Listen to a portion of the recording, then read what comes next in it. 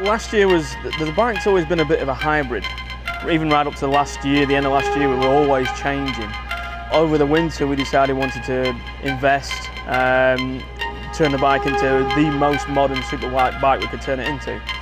So we are now running what I would define as a true superbike. Front to back, she's a superbike.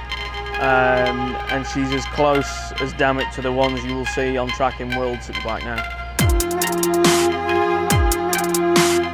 Yeah, 2021, new season, new year. Excited. We got an updated Ducati Superbike this year, and Paneragale as our title sponsor, and we've got the King of the Baggers Championship with factory Harley Davidson, Screamin Eagle. So I've been a busy boy the last few weeks, getting ready to go, but just feeling really excited, just having all these guys, putting in the work to improve the Superbike program, and also develop a new package on the bagger side. Took the risk, rose gold paddock on my wrist. If I pull up, is it lit? Beeping by the gate, I've been beeping by the gate, I've been.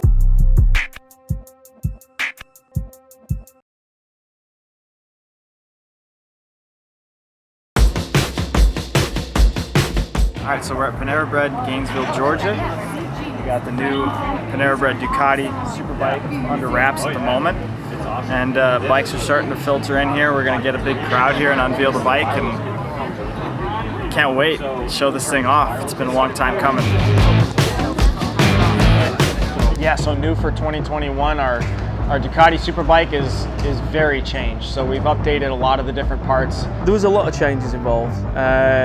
Major parts being chassis-wise. We changed the swing arm to the current swing arm used in World Superbike. We've gone to the new Öhlins forks, the RVP 2530s. We've still got the RSP 40 shock, but then we've upgraded the fuel tank, tail section, subframe, gone to a later spec Ducati Corsa swing arm.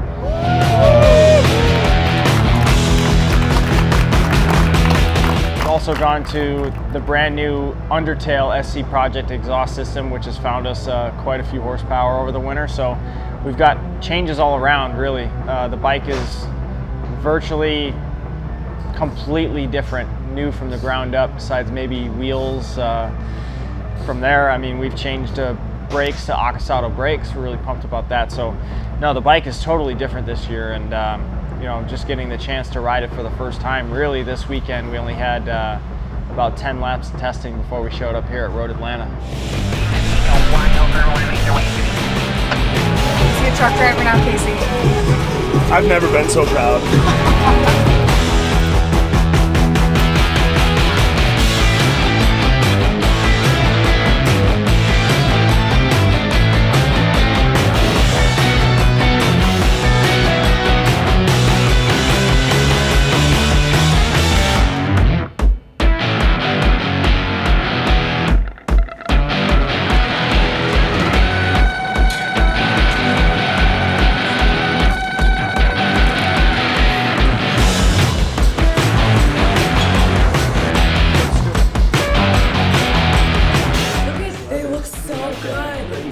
Let me see the back.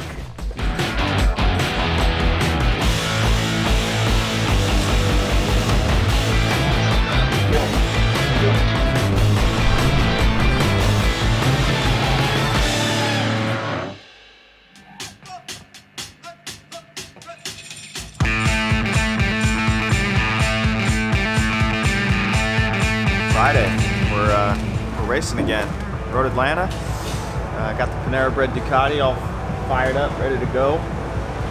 Got a couple hours until FP1. We're gonna just really kind of shake down the bike because I didn't get a lot of testing on it, but I feel good. Bike's amazing. It's better than it's ever been. So I'm really excited to get to just rip the thing. It's been a long time coming.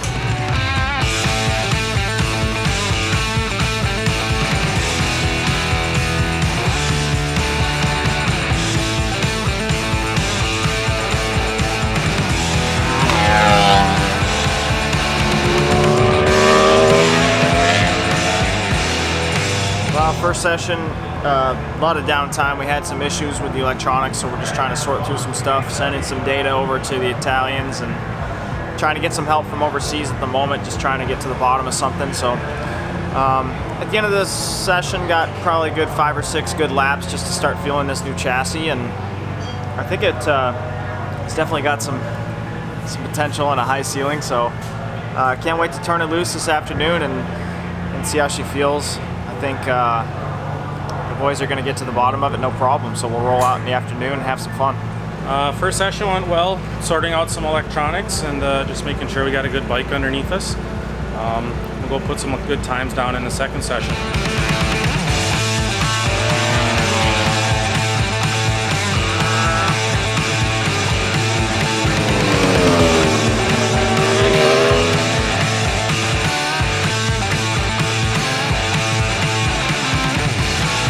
It went okay, slightly frustrating. It was a simple sensor in the end that we had a bit of an issue with, which lost us a lot of the time. As soon as we got it changed, it went well. A little bit of work now with the data that we got off the last few laps, and then ready for tomorrow's qualifying. But yeah, all right once we fix the little thing. Yeah, second session, couple little glitches, got it fixed on the hot pit lane. Went back out, put in solid laps to close out the session. Pretty happy with how the last 5 or 6 laps went, and we're on to the baggers from here. Talk about the Harley. Yeah, so with Harley Davidson, I heard about the program coming together back in January. It was kind of an idea with Bjorn Christensen, who works for Harley Davidson in the vehicle dynamics department. He designs motorcycles, production motorcycles for Harley, and he was tasked with putting together the team and putting together the whole project. So I've known Bjorn for a few years because he's attended the Champions Riding School, which I work for, and they actually send all of their engineers to our school to learn, different riding techniques, and they actually ride different motorcycles, sport bikes, to learn how to take those techniques back to the development side for Harley Davidson. And I've known Bjorn for a few years, and he reached out to me back in January and said, "Hey, what do you think? Would you like to do this?" And I said, "Yeah." I mean, for me, Harley Davidson runs in my blood. It's been in my family. That's how I first got into motorcycles, was through our Harley Davidson dealership. So that all came together, and we've had a chance to test that bike at a few different racetracks, and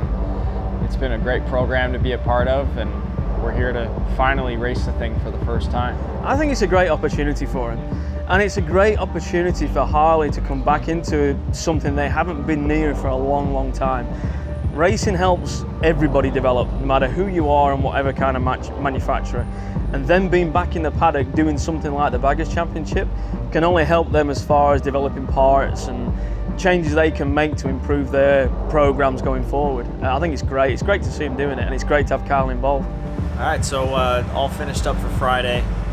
Had a little bit of a slow day for me as a rider. Not a lot of laps today, a lot of outs and ins, but the little electrical problems we had with the Superbike are all sorted out now. We just had a little sensor issue, and got to run a few laps on the bagger, so got on that thing and had a little issue with that one as well, just some high temps, so pulled that in just as a precaution to check it over, because we got a lot of sessions we can run it this weekend. So got a plan for tomorrow for both bikes, and excited. It should be good.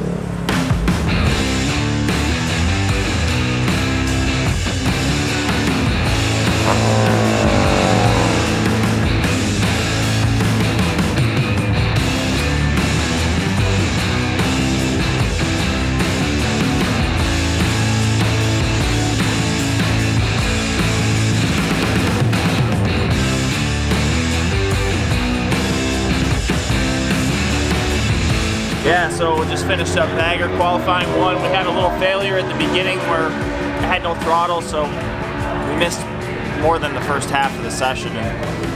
But we got that fixed real quick and went out and got down into the 38s, which is good, like for us really finally getting to ride the thing. So we got about a second to make up to the other bike, but I think today's qualifying 2 we're going to be able to go quite a bit faster. So feeling good, ready to go jump on the Superbike and set the grid, qualify for the Superbike.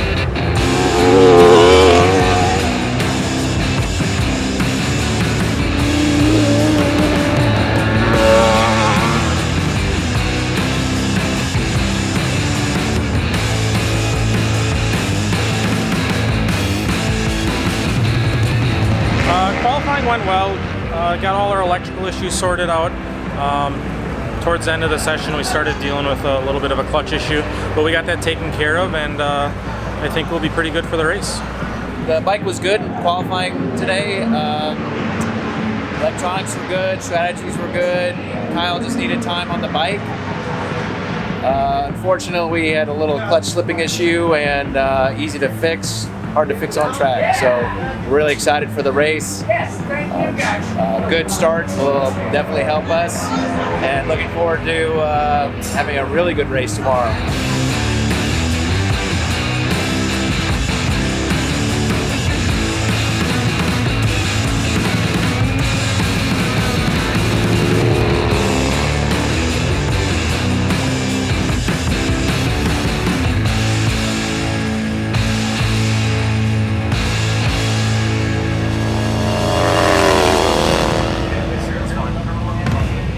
Yeah, so qualified P2 on the bagger, but it's like 500ths to pole. So I think the old Harley Indian rivalry is heating back up here. So me and Tyler are going to have a good one tomorrow, I think. I didn't see how close the guys third on back were, but getting that Screamin' Eagle Harley Davidson rolling pretty good. So 36.8 around Road Atlanta on a bagger.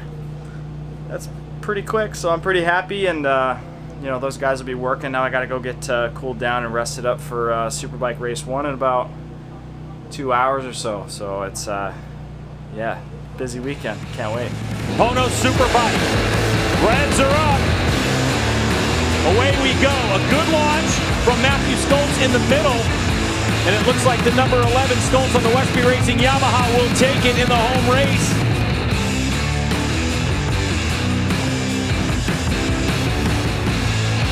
Wyman's going to roll across and fit. Good morning. Morning. How are we feeling? How did yesterday go? Oh, it was good. We finished 5th on the Superbike.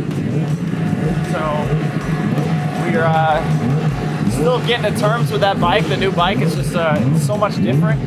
I think going into the race, I had a total of 19 laps on it, and I put 19 laps on it in the race. So doubled my time on it, so now I've got a little better idea of where we want to go. And now it's Sunday morning early. We're gonna go ride the bagger, warm up, and get ready for the race this afternoon. Can't wait.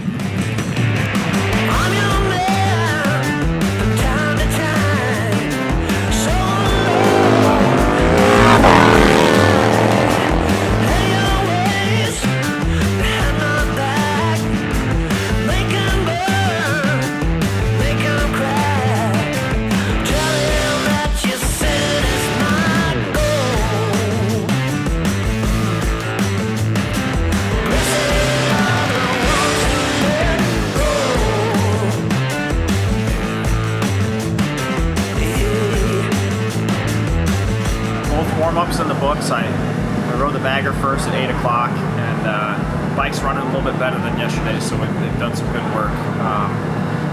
Just got to kind of take care of the bike and be there at the end. You know, that's the goal for the bagger class. I think the chassis is ready to win. We just got to make sure that, you know, technically that the bike can withstand the pressure, you know. So then we hopped on the Ducati. Got a really good feeling out of the bike compared to yesterday, so I think we made a step forward. It's just tough when you've missed most of Friday, so we're playing catch up a little bit on the Ducati, but I feel good about both races today. Weather's beautiful, it's perfect out, fans are rolling in, so it's gonna be a good day. Time to get the thunderous sound of baggers in the air here at Michelin Raceway, Road Atlanta. Our first race of the season, Tyler O'Hara having a problem off the line, but Kyle Wyman with a good launch, so our pole sitter will slot back to 3rd place. So it's Kyle Wyman, the 33, on the Harley Davidson out front. This is an American battle between Indian Motorcycle and Harley Davidson. Make no mistake about it. This isn't just between Kyle Wyman and Tyler O'Hara. There is a lot of pride on the line and a lot of resources being dumped into both of these programs. So right now, it's all about Tyler O'Hara, who's going to school on Kyle Wyman. Is he going to do it? Down the hill he goes, trying to get that motorcycle stopped. Tyler O'Hara with a big move under braking takes over the lead. Here comes Kyle Wyman. Is it about that Harley Davidson? Davidson horsepower. Side by side they go into turn number 1. The 33 with position. Can he do it? It's Kyle Wyman back to the lead. He's going to try to get back in Kyle Wyman's draft here, and he's actually close enough, Greg, to feel that draft right now as they go down into turn 10. Through the kink. Down the hill, here they come. Tyler O'Hara on the brakes, trying to get position. Kyle letting off the lever, but they're side by side, so it's going to be Tyler O'Hara. Down into the final corner. On the brakes is Tyler O'Hara, successfully drive his way to the first victory of Mission King of the Baggers in 2021. What a great race. Margin of victory, less than half a second.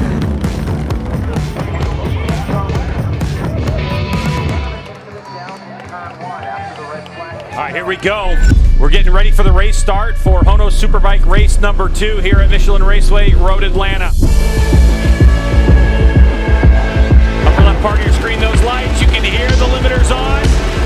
Oh, and it looks like maybe Bobby Fong on the front row rolled a little bit.